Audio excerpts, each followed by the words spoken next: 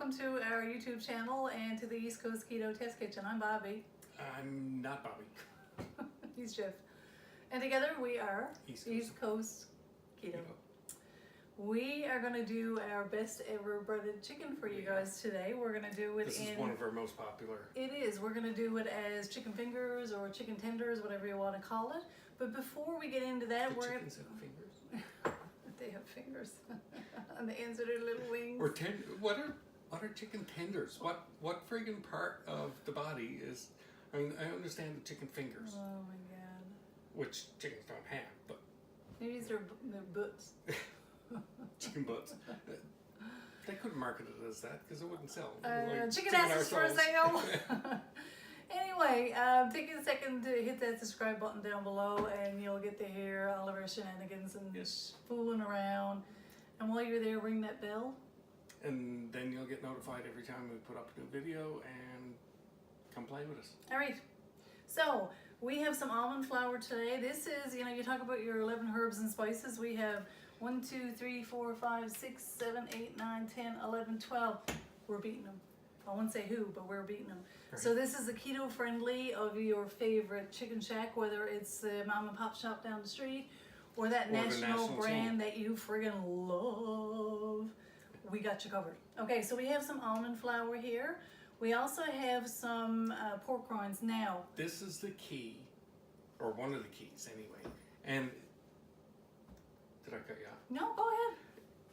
One of the most important things is if you're using baconettes, use a clean one. Don't use the ones that are full of MSG and chemicals.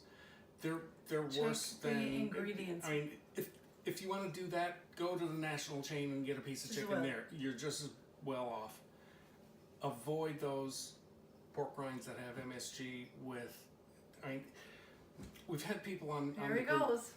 We've had people on the group say, "Oh, I don't like them. I like the ones from wherever that have the MSG." That's because they're full of MSG, and that stuff is made to. And it doesn't bother. To rope you in.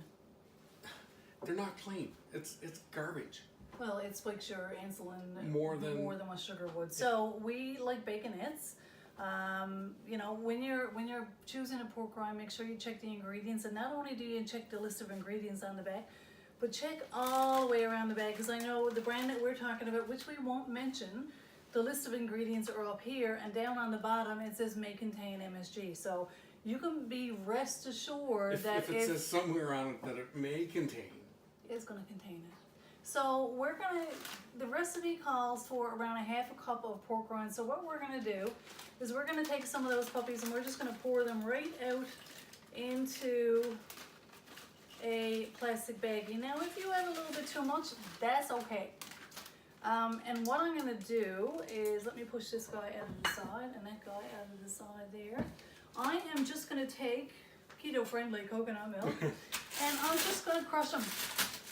And don't put it in a bullet because the speed, the moisture in it, the fat in it is just going to take it and glom it all together.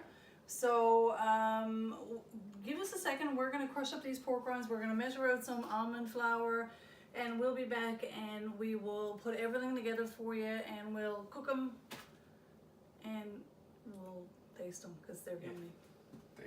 There. See you in a minute. And welcome back. So we've got our pork rinds all crushed up. We've got 1/2 cup of almond flour. We got our chicken all cut up. We got our herbs and spices all ready to go. But first, let's make a gastrique. What's a gastrique? Gastrique is a fancy name for a sweet and sour sauce. And I grew up with my mom making like the best Chinese food that ever lived. It was better than any Chinese food that we get out in the Chinese restaurant. So I'm kind of partial too. I'm kind of partial, a little bit privileged when it comes to that. But anyway, so we have right here, we have 1/2 cup of apple cider vinegar. We're using 1/2 cup today. There you go. And I'm going to turn that down on low, and I'm going to give that a little shiver. Now that's the basics of a gastrique right there. But what we're going to do today is we're going to add some extra little spices. I have our soy sauce substitute here, which is our coconut sauce or our coconut aminos. I'm going to put a little tiny bit of that in there just to jazz it up a little bit. I am going to reach over to my stockpile. I'm going to add a little bit of garlic. Now this is to taste, so it's totally up to yourself how much you want. We likes it a bit spicy, so we're going to go spicy with it. It'll be spicy. I'll be spicy. I heard saucy. And I'm also going to put in a little bit of our Korean chili flakes, which you hear us talk about lots. And this is going to be roughly around a teaspoon, which is roughly around there. Again, give or take. So I'm going to give that... We're not good on precise measurements, are we? We're not. So I'm going to give that a little stir, and I'm going to let 2 of those ingredients marry together. And you can see how they're looking lovely there. And the last thing I'm going to add to the equation is a little bit of our xanthan gum. Now xanthan gum is what we use for thickening agent. And with this here you want to be very careful. A little dab will do you. So you just put in a little tiny bit. We keep ours in a shaker because, as you know, the shaker, it's a lot easier to control. So is it a shaker or a tapper? It's a tapper for you. But for me, it's a shaker. So we're just going to continue to stir this and let the sauce go together and put this on the back burner. And that's going to be ready for us when we're ready to dip. So yeah, you're going out and you're getting the sweet and sour sauce. Now we could put the red dyes in there and the ketchup and all that stuff. But this is... As it is there now, that looks like plum sauce. This is the flavor right here. This is the flavor that you get for a sweet and sour sauce. The only difference is we haven't added in all the keto uglies. So I'll just keep on working on this here and thickening it up. And that's going to be lovely. Yeah. Right on. All right, we'll give that one more little stir. I'm going to turn it off the front burner. I'm going to put it on the back. Woo. There we go, under a low heat. And if we're good boys and girls in the kitchen, we are going to do a good job maintaining that. We just got to pay attention. Maintaining that while we're taking care of our chicken out front. All right, looking good. Okay, I'm finishing off now. All right, so I'm just finishing off here, and I just put another little bit of xanthan gum in. Let me bring it forward and see how it's looking. And I know that's going to thicken up as it goes. It smells lovely. You want to smell? Oh, yeah, sweet and sour sauce. All right, I'm going to turn that way down. I'll let that just simmer away back there. I'll give it a stir every once in a while. Thank you very much. All right. Be a good Bobbi chef. Away we go. So we have 2 eggs out front. And to that, I'm going to add around, the recipe calls for around 3 tablespoons. So we're going to call that 3 tablespoons of water there. Whisked. I'll use a fork. You're going to use a fork? Thank you. Now I'm also going to put some salt and pepper in there because you know what I'm like. I like to season every layer. So there's your first layer there. And your pepper. There you go. Okay, we have a 1/2 cup of almond flour. We have a 1/2 cup of the ground up pork rinds that we used our homemade rolling pin. Now you can use a real rolling pin if you so desire, but you know, there's a rolling pin. For all that pastry we bake. For all that, well, we do some pastries. We do. Our Jamaican patty pie. Alrighty, so from there we're gonna go and we're gonna do 2 teaspoons of pink Himalayan salt. So I'm just gonna eyeball that again. Because that's the way you roll. We'll do 87 grams of this, and that's going to be 2 teaspoons. Perfect. I try not to flick around the salt, but I'm known for flicking around the salt. Wild as it goes. So I'm just going to get that one out of the way. Then I know I got that one done. So the next thing is going to be the garlic powder. So we need 2 teaspoons of garlic powder. Who puts tops on these guys? I swear to God. This for the tappers. So, all right, 2 teaspoons of garlic powder. We'll put that out of the way.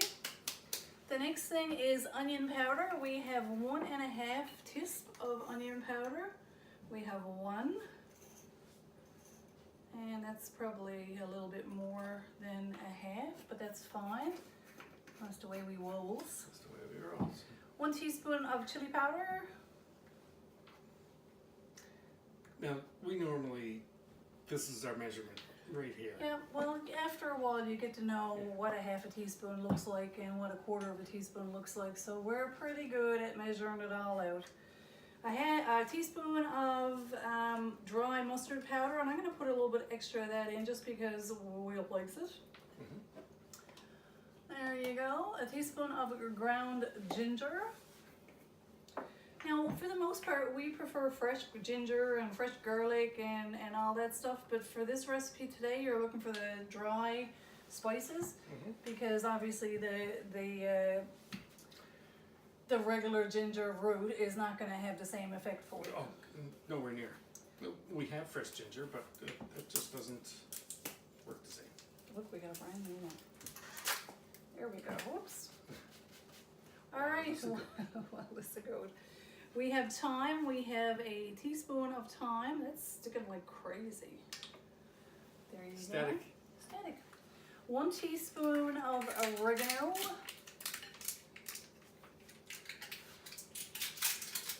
Okay. Half a teaspoon of paprika. Now our preference is the smoked paprika, but you can use a regular paprika, no problem at all. You can. You can. Do you want to give that a stir? That's bubbling away there, that shouldn't be. Half a teaspoon of pepper. I'm going to turn that off. Perfect. Looking good. Looking done? Yeah. Lovely. Coriander is going to be a 1/4 teaspoon. There you go. I'm going to get our oil on. And a 1/4 teaspoon of cumin. So you're going to get our oil on, get that all heated up. We got our deep fryer set on around 360. Perfect. Now I'm going to do a taste test. I don't have a spoon. How can I not have a spoon? All right, let me pull that off of there and do a little test on this and see what we have. So it's come together nicely, I can tell.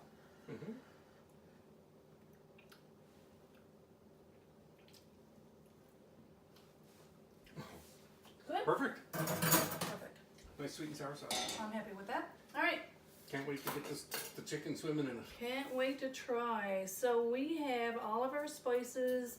We have our almond flour and our pork rinds in here together. So I'm just going to incorporate all that. Now I like to use a pie plate. That way it's giving me a nice flat surface, but you can use whatever. You know, if you want. You can dump it into a bag and shake it all up and then... You can, yep. There's a gazillion ways. Now, if you were in close and you were looking at the concoction that I have here, you'll see that the pork rinds, most of it is ground up pretty finely, but there are some bigger pieces. No stress about that. Just because the chicken that we're doing is kind of a country rustic type of chicken, and you're gonna like it. All right. But yeah, I'm gonna grind it up a little bit more. All right, I think we're good to go here. Perfect. All right, so we've got our egg wash, we've got our pork rind spice solution, we've got our chicken. So let's wait for our deep fryer to heat up, and we'll come back and we'll do some cooking. We'll start sending the chicken for a swim in the There you go. And in the meantime, I'll put some of this stuff away. Yeah. Be back in a second.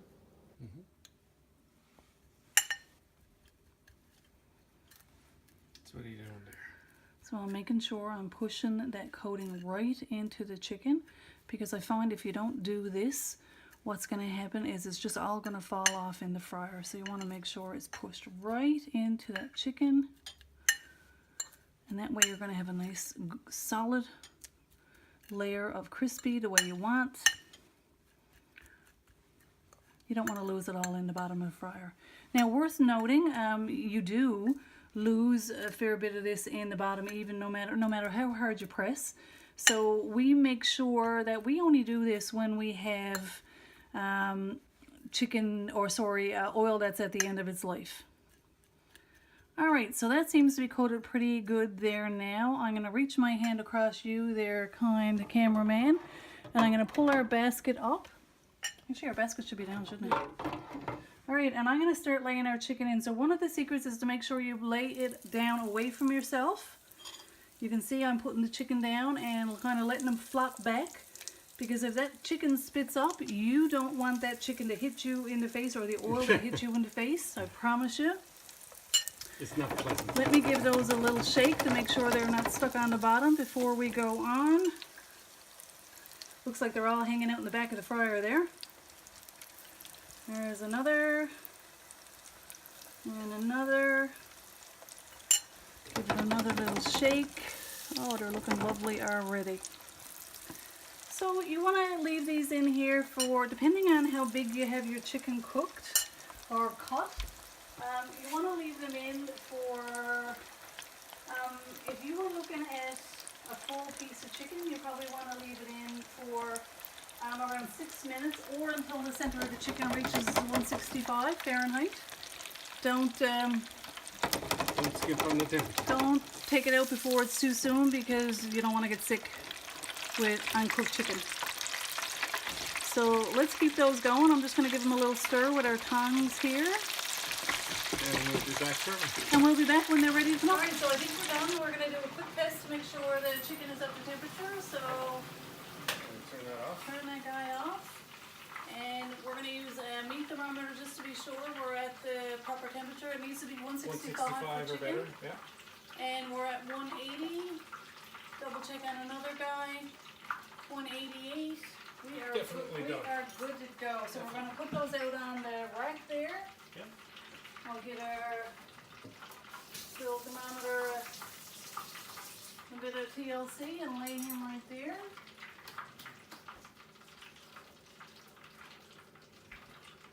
Oh my God, these look. They look amazing, don't they? So while Geoff gets those up, let me grab a fork. We've got our sauce here ready to go. Lovely consistency to that. Power kill. Here we go. Our lights are blinking. We're going to lose our power. God, I hope not. All right, so let's put a couple of those out on the plate for you. Mmm, They look pretty good. they look pretty nice, don't they? I get the sample. You get the sample.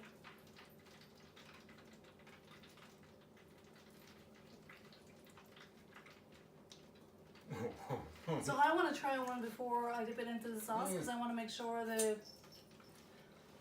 Oh, the outside is crispy and spicy, the inside is tender, cooked perfectly. it's amazing I didn't say a bad word then. They are that good. I'll do a little dip. Oh, wicked job on that. Okay, Not so that I'm surprised. so we have our chicken here. We've got another batch there that are completed. We're gonna go have some supper and share with our friends and our They're little fur babies. studio audience. Yes.